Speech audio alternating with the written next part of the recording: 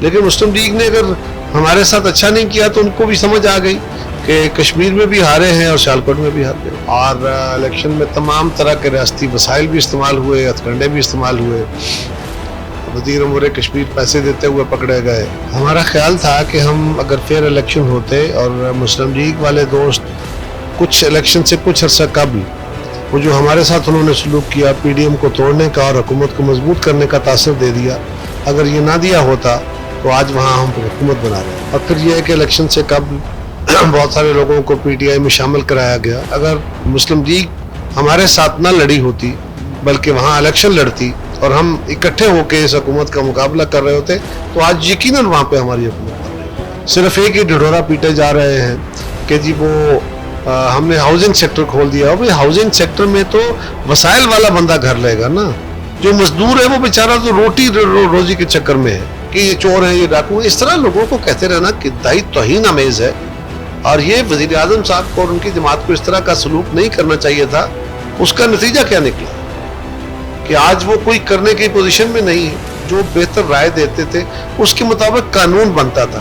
اب اس اتفاق رائے کو خان صاحب کہتے ہیں یہ مکمکہ تھا۔ تقریباً 300 سے 400 ایکسیڈنٹ جو ہے یہ پچھلے دنوں میں عید کے دنوں میں ہوئے ہیں۔ ہم نے بھی اس پہ پروگرام کیا، نیوز الرٹ نے۔ سڑکوں والے وزیر صاحب ہیں، وہ تو ہر جگہ ٹپوشیاں بہت مارتے ہیں، چیخیں بڑی مارتے ہیں، سڑکوں کے حالات آپ دیکھ لیں ان کی پرفارمنس کیا ہے۔ جی ناظرین، میں ہوں آپ کا میزبان عرفان ادریس اور آپ دیکھ رہے ہیں نیوز الرٹ۔ ہمارے ساتھ اس وقت موجود ہیں پاکستان کی مشہور ترین شخصیت، رہنما پاکستان پیپلز پارٹی جناب قمر زمان کائرہ صاحب۔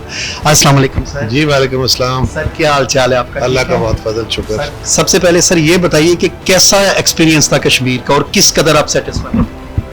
یہ کشمیر کا الیکشن میں بہرحال پیپلز پارٹی نے بہت اچھا پرفارم کیا، پیپلز پارٹی کے بڑے اچھے ریزلٹس آئے۔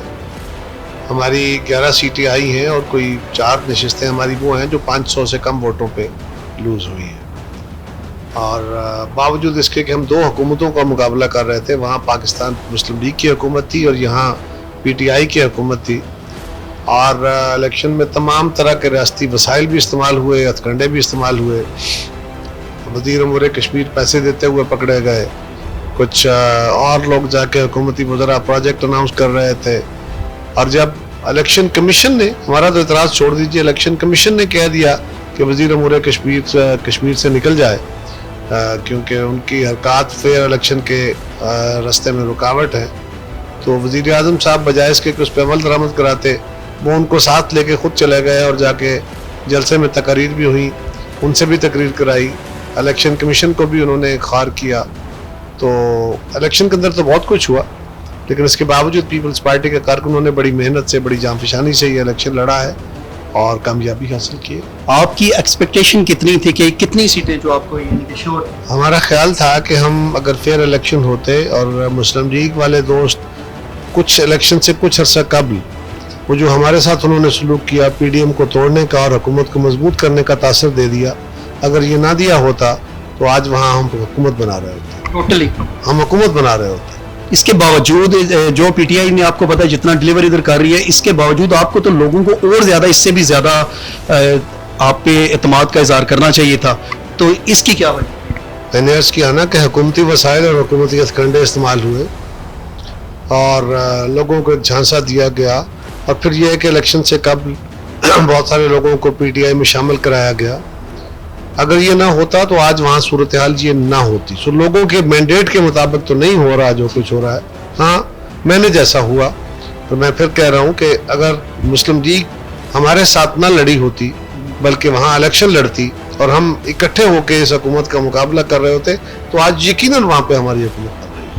ایک اور بات بتائیے، گورنمنٹ کے جو حالات جا رہے ہیں، یہ کووڈ کی وجہ سے مہنگائی کا ایک طوفان بدتمیزی ہے، تو یہ کیا آپ اپوزیشن میں ہیں، آپ کیا چاہتے ہیں کہ یہ گورنمنٹ جو ہے اپنی مدت پوری کرے یا ابھی صحیح؟ ہماری تو پوری کوشش تھی جی کہ یہ حکومت کل جا چکی ہوتی، کیونکہ انہوں نے جو پاکستان کے عام آدمی کے اوپر مسلط کر دی ہے، مہنگائی ہے، بے روزگاری ہے، آئے دن تیل کی، بجلی کی، گیس کی قیمتیں بڑھ رہی ہیں، اشیاء خورد و نوش کی قیمتیں بڑھ رہی ہیں، کاروبار شرنک ہو رہے ہیں، سرکار میں جابس ہیں نہیں، پرائیویٹ سیکٹر اس قابل نہیں، صرف ایک ہی ڈھڈورا پیٹے جا رہے ہیں کہ جی وہ ہم نے ہاؤسنگ سیکٹر کھول دیا۔ اور ہاؤسنگ سیکٹر میں تو وسائل والا بندہ گھر لے گا نا، जो मजदूर है वो बेचारा तो रोटी रोजी के चक्कर में है।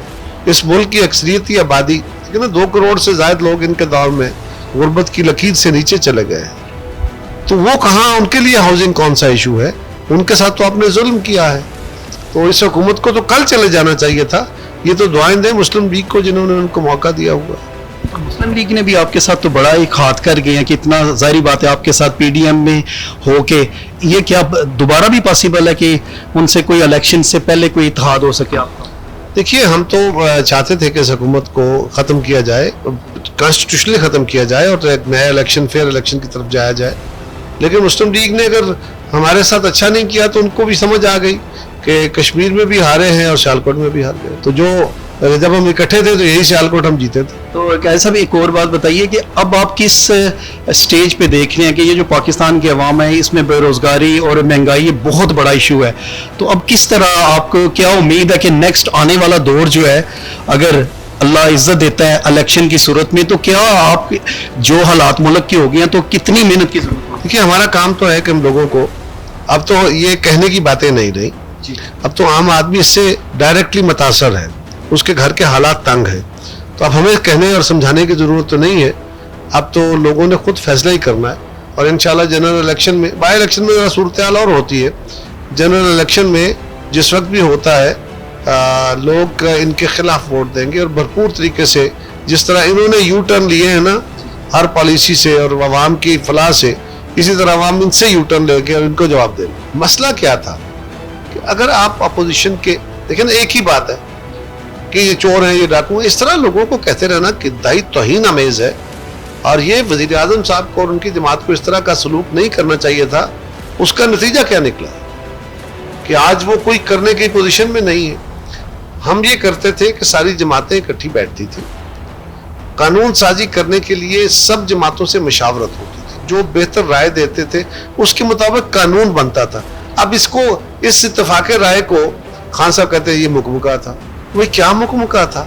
इसमें क्या ताल्लुक था इस चीज का कि अगर कानून साजी जो है, अगर आइन सब बैठ के इत्तेफाक राय से बनाए, अगर एनएफसी सब इत्तेफाक राय से बनाए, अगर सारे कानून, अगर लोगों की एम्पावरमेंट के कानून, अगर पाकिस्तान की इकोनॉमी के बेहतरी के कानून, ये सारे अगर लोग मिल के बनाते हैं, लोगों के नुमाइंदे, तो इसमें क्या मुकमुका है? और आप हर वक्त इसे एक ही बात कर करके, तो यही एक तरीका होता है। उसके अलावा अकेला कोई सियाना नहीं होता, सबकी मशावरत ही मुल्कों को बहरानों से निकालती है। एक और बहुत बड़ा इशू लाला मूसा में बना है कि तकरीबन 300 से 400 एक्सीडेंट जो है ये पिछले दिनों में, ईद के दिनों में हुए हैं, ठीक है। हमने भी इस पे प्रोग्राम किया, न्यूज़ अलर्ट ने 6 लेयर उन्होंने रोड को यानी कि काटा, आगे से बारिशें होगी, ईद की छुट्टियां आ गई, कमोबेश 1500 एक्सीडेंट ये खारियां और लाला मूसा में रिकॉर्ड है। तो ये क्यों? हम तो यही कह रहे हैं, इनके वज़रा जो है, वो जो सड़कों वाले वजीर साहब हैं, वो तो हर जगह टपोशियां बहुत मारते हैं, चीखें बड़ी मारते हैं। सड़कों के हालात आप देख लें, इनकी परफॉर्मेंस क्या है। और ये बदकिस्मती है, यकीनन महकमे को चाहिए था कि अब यहाँ पे शहर के अंदर कोई कट नहीं है जहाँ से गाड़ियाँ टर्न हो सके, तो साइड रोड उसका इलाज है। साइड रोडों का हाल आप देख लें, बहुत बुरा हाल है, ना पानी के निकास की कोई सूरत है।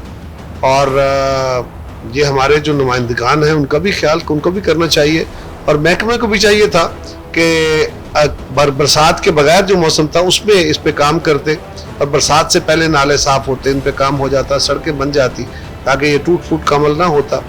और गुजारिश में करूँगा लोगों से भी, ईद के दिनों में हमारे बच्चे नौजवान मोटरसाइकिल्स पे, गाड़ियों पे निकलते हैं, तो जवानी में बड़ी थ्रिल होती है। हम भी उस उम्र में ऐसी गाड़ियाँ चलाया करते थे, और हमें भी हमारे वालिदैन मना करते थे, लेकिन और हम एक्सीडेंट्स कर देते थे। आज हम समझा रहे हैं, तो हम समझा ही सकते हैं अपने बच्चों को, अपनी नस्ल को, कि एहतियात बहुत लाजम है, क्योंकि ज़रा सारी बदएहतियाती जो है ये इंसानी अलमिया जन्म दे देती है। स्पीड थ्रिल्स बट किल्स, ये इससे बच के रहना चाहिए। बहुत शुक्रिया। ये थे हमारे साथ रहनुमा पाकिस्तान पीपल्स पार्टी कमर ज़मान कायरा साहब। मैं हूं आपका मेज़बान इरफान अदरीस। देखते रहिए न्यूज़ अलर्ट गुजरात।